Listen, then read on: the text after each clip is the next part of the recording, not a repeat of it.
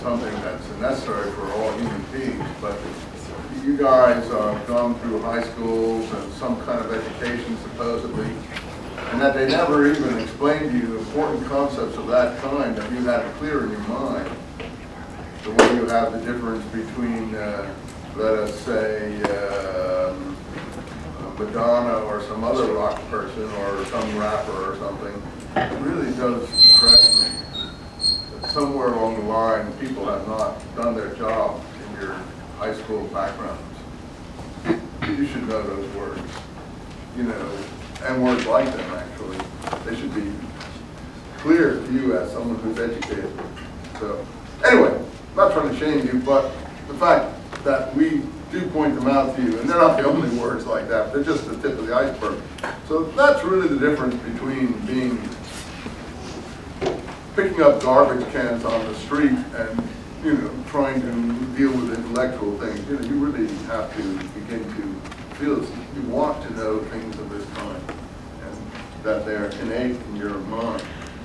I mean, I'm sure along with George Bush, you'd be very comfortable not knowing, because I don't think that he can't even pronounce the word nuclear. So, but I think he does that on purpose. He purposely likes to look ignorant. He likes to cultivate the sort of West Texas barbecue manner. I'm sure he could pronounce nuclear if he wanted to, except for the fact he might be dyslexic. But doesn't seem to be able. Anyway, he's not going to change now. He's going to keep on pronouncing nuclear. What does he say? Nuclear? Nuclear. Yeah, nuclear. Look, don't say nuclear. You know, that's the first mark that you know that you haven't even been to college.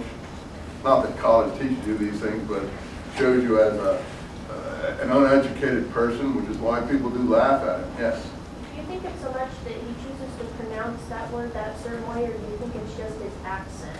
No, he pronounces it that way, but I think he knows better, but he's not going to change that. Yeah, because the American people generally gravitate towards presidents that Who are like more that. common. Yeah, right. That's what I'm saying.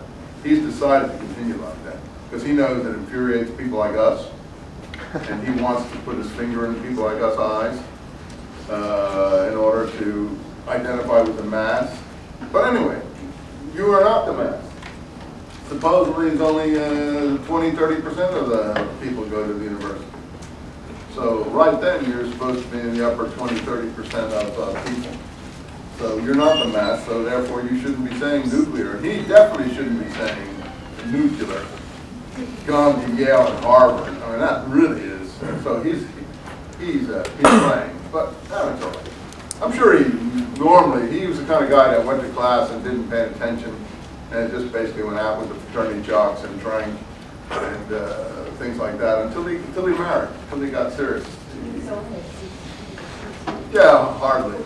Even not that he couldn't do better. He just didn't want to. He was just, you know, a slough-off guy. But then he met his wife, man, and she straightened him out quick. And as I've said before, if he hadn't met her, we'd be picking him up off the trash heap someplace. You might as well put her as the president, because she dusted him off and let him up there and, you know, dried him out and said, "That's it, boy. Either you stop the crap or you're gone. You know, your history." And he began to shape up. So, awful. I'm not against him. I'm just saying that you're probably with him. He wouldn't know just in those two words either. At least he'd pretend not to. Enough about that. Aesthetics to me is the way you choose to live, because it's what you choose. I mean, frankly, you say, why don't I choose to cut someone's throat?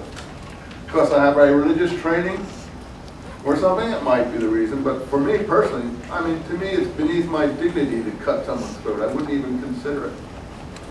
You know, it's I don't choose to live that way. That's an aesthetic choice.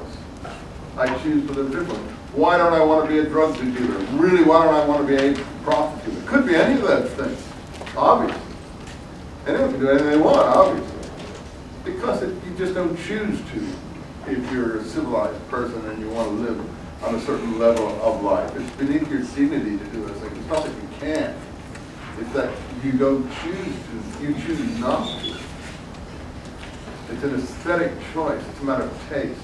like the kind of movies you watch, or the kind of books you read, or the people you keep company with. Those are aesthetic choices.